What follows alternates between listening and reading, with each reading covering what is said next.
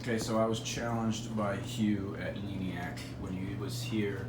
Last thing he did is he took that cabinet door off and he says that's going to bug you so much seeing all the crap that's in there that you're going to want to start organizing. And so I did start with that, and I threw almost that whole cabinet away.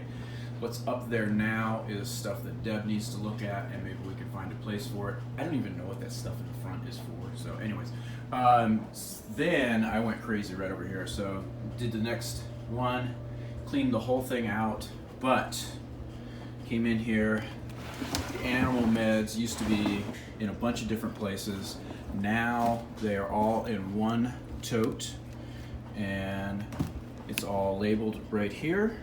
And so you take the tote out, and let's say you grab this meds thing. What's in here? There's a list of everything that's in that little tote. And then, what's this? Oh yeah, picture with a title, and then also the list that's there. Take these guys out, and there's just a title there. Move this stuff over. Yeah, that's right, picture and labels. Same goes for everything else that's in there. The dog shampoo, just like that. New label for the dog shampoo. New label for the instructions of how to make it. No more nasty, ratty piece of paper.